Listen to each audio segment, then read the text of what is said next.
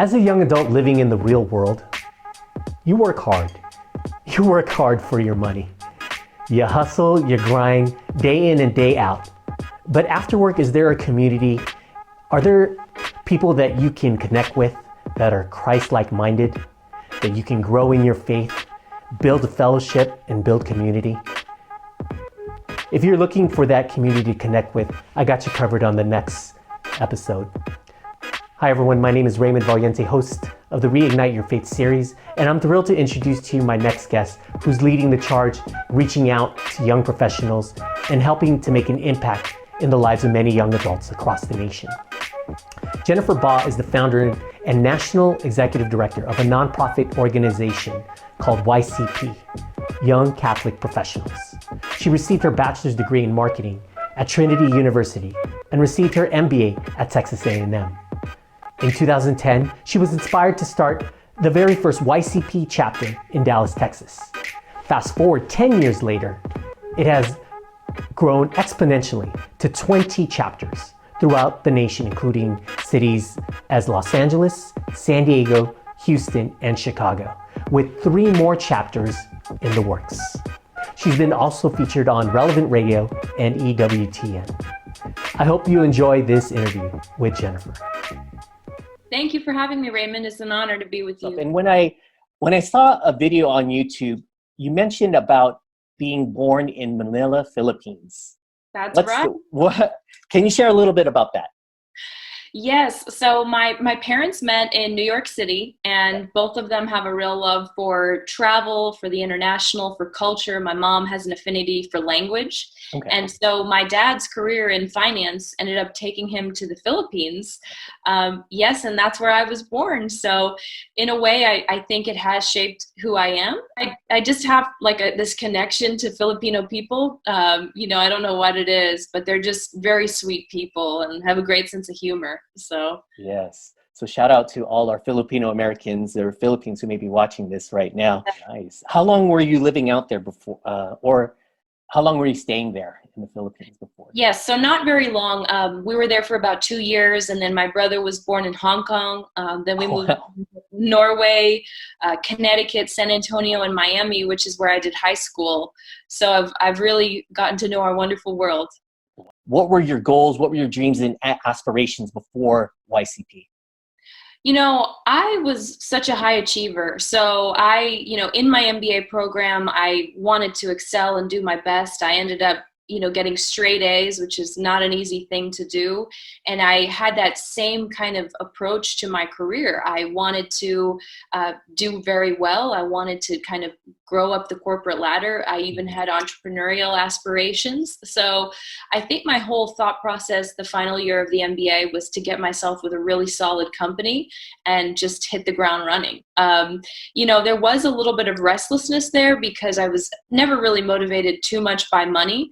And, I had interned at this company I ended up working for post-MBA, and I saw that there was a lot of emphasis on that. The status was, sort of how much money you had, what car you drove, and, how many hours you worked. That wasn't really my thing. I was really more pursuing excellence for the sake of excellence, not so much for what you could get out of it. So already, God was planting the seeds for what would be my adventure now. So no dreams of the Maseratis, the BMWs, the Mercedes, the typical young adult would think about. Not so much. No, I mean, definitely not. I've never been really a materialistic person, and I thank my parents for that because I think my mom really taught us that beauty is not something that can be possessed. It has to be from inside and through our faith. I think shout out to my parents. Yes. Thank you, Mr. and Mrs. Baugh. Yes. For setting those foundations and seeds for your daughter. Yeah. You were working at a financial firm, and you took a different, what was, I guess, a turning point that kind of said, well, I don't think this is for me. I need to switch gears and take a different path. Yeah. So, we see how God orchestrates all of these things. So basically, I had 8 months off in between graduating from my MBA and starting at this new consulting firm. And the reason for that is they wanted me to start at a new hire training program, which Mm-hmm. was in August. I graduated in December. So essentially came to Dallas, had this sweet job lined up, and had 8 months off for the first time in my life. And, being a high achiever type, sure, I took the first couple of months to relax, but then I was getting antsy. And it was during that restlessness, God can work with that, because Mm-hmm. I was really searching inside, trying to figure out who am I. I call it like a quarter life crisis. That's what it was. I was asking all those deep, ponderous questions. And, I made time for silence. I went for lots of long walks and just kind of reflected. And, that was really, I think, the opening of my heart to finally realize that God had been speaking to me all along. I started attending daily mass at this local church, Mm-hmm. St. Thomas Aquinas. And I also I became aware of Pope Emeritus Benedict, Pope Benedict at the time, Mm-hmm. started reading his writings, started learning about the lives of the saints. This all didn't happen at once. It was sort of slow and steady. And then there was a day where it was literally, I was on my knees, and it was an outpouring of grace and mercy, and the sense that God had been with me in my entire life. He was with me right then and there, and that he would be with me, and that it was up to me to decide that I wanted to be an authentic Catholic. And Mm-hmm. so that was the choice I made that day. And I haven't looked back. Wow. And it's been a journey ever since, huh, for you? It has been quite a journey. Oh my gosh. What do you love about being Catholic? Because obviously your Catholic faith has impacted your decision. I think being someone we talked about earlier, the fact that I had traveled all over the world, Uh-huh. that my parents exposed us to beauty and kind of truth, even though we weren't always talking about the faith as a family. I think the fact that they had given me an appreciation for the fact that there is so much more depth than the average person. I think this world, we're encouraged to keep things surface level, and I think Mm-hmm. my parents had always challenged us to go deeper. And the thing is, if any of us are looking to go deeper, there's the way to do it is through the Catholic Church and through the Mm. faith. And that's what I love about it. It's here I am today, sort of 10 years into this awakening in my faith, and I still feel like I only know, 1/100th of what there is to know about the faith. And it isn't even just knowledge. It's, there's so much more to it than that. There's this great sense of peace and discovery. Um, I think what I love about being Catholic is that being Catholic means that you can continue your journey to heaven, knowing that you're supported by not only your peers here on earth, but we've got Mm-hmm. the saints in heaven. You have Saint Therese right there behind you. That's right. Um, yeah, we have so much support, and I think the world looks at it as all these series of rules and regulations, but Yeah. really it's this wealth of support to help guide us to heaven. We have the sacraments, we have the Eucharist to sustain us. We have the liturgy to give us hope, the liturgical calendar. I love the fact that the seasons that we go through remind us who we are and give us something to look forward to. If we really engage in what it means to be Catholic, it's the greatest adventure of a lifetime. Amen to that. And that there's such a growth in people first not attending Mass. I mean, the percentage is less than 20%. And people are not identifying anymore with the Catholic faith. They go to some other Christian church to find, or they just stop believing in general. Like, what do you think is causing the problem or this issue in our church today, especially in the young adults? Yeah, well, with YCP, we really we haven't talked much about the ministry yet, but we Mm-hmm. have analyzed that a lot, because that's our whole reason for being, is we want to counter those trends. And so we think that it's really three main things. One, we think that there's a real lack of catechesis, because if people knew what it really meant to be Catholic, they would never leave. If they Right. knew that the Eucharist would, sustain them, if they knew that the Blessed Mother would be there for every need in their life as mother, if they knew all these things, they wouldn't leave. And so I think it starts from a lack of Catholic identity. Hmm. And so that's number one is, I think young people today really need to know the truth. I think that there's this tendency to dumb down the truth as we're trying to reach people. And what we've seen with YCP is that absolutely not. People are looking for the truth and they want to be challenged. They don't want to be, in a sense, lied to or pretend, or they don't want someone to think that they can't handle the truth. Hmm. Of course, it's got to be presented in a way that's attractive. But our faith is attractive. So, Amen. so number one is it's a lack of Catholic identity, I think. Number two is that people are just so lonely out there. It's a very lonely world, and Hmm. everything around is almost enhancing that loneliness. The social media, the way that everything is so transactional now. And so, I think young people are leaving the church because they're going anywhere that they can to satisfy that desire for connection. And so if they find it in their CrossFit group, or if they find it, sorry if you hear my dog in the background. Is that, what's your dog's name? Who's woofing in the background? Real life, right? Real life. That's okay. Yeah. His name is Red, and he's Red. awesome. Okay. Red is just rooting you on. Woof, woof, woof. You go. You go. Spin the truth. Yeah. Okay. Well, he stops. But anyway, so I think people will satisfy that hunger for loneliness, and sometimes they'll do it in a way that's not best for them. Hmm. And so we as Catholics need to provide that community that people are really seeking. Lastly, I think that there's just this sorry, Red. No worries. There's this incredible, as I mentioned, I was restlessness. There's this incredible restlessness among young people today. They're kind of floating. And so I think that that's why people are leaving the church, is they're not necessarily seeing that the church is the place they can go to help guide them for the questions of their life.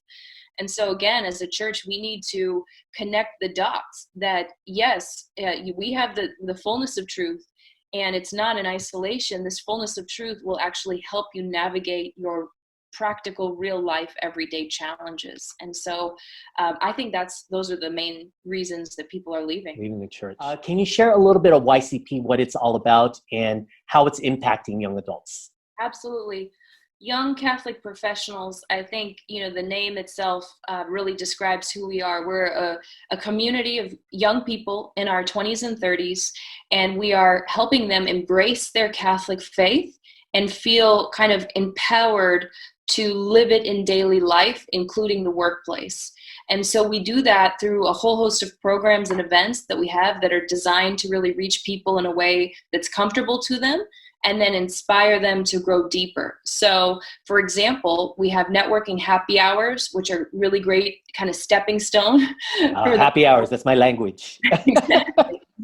In moderation, of course. Yeah, exactly. Prudence. Yes. And then from there, people are invited to our executive speaker series, where we feature top-notch Catholic CEOs about how they live their faith in daily life in their workplace. So again, it's very practical. What is it like when they have to fire someone? How, as a Catholic, can you do that with a sense of confidence and peace? And this really, I think resonates with young people. And then again, it's in a room of 150 young professionals from every profession you could think of, not just, not professions like lawyers, doctors. We have everything from nurses to blue collar workers to entrepreneurs. I mean, every profession you could think of. It's really invigorating to see all these people come together. And then we have panel discussions on the virtues. We have St. Joseph Saturdays. St. Joseph is our patron. We have an annual conference where we bring all of our members from across the country together. Mm-hmm. So last year we had 600 people, and this year we're expecting 750 people. Wow. So we have a lot of programming. We have mentorship, which is really great, again, because young people they're looking for guidance. There's a lot of questions that people have in their 20s and 30s. Mm-hmm. And so the way the model works is that we have chapters across the country, kind of like a franchise model. And so we have the standard programming, the standard marketing, standard events. And so it really feels like this national family across the country. The people that you talk to who've been involved in YCP, how has it impacted their lives? Is there a story or example that you can share, like how coming to these events and being a part of the YCP movement has helped them in their faith? There's more stories than I could ever pretend to share, but I'll share a couple with you. Sure. It's amazing. I tell people how easy it is. Some people think that evangelizing is so difficult, but really all you need is you got to create the scenario, and you have to be open to the Holy Spirit. So, we mentioned the networking happy hours earlier.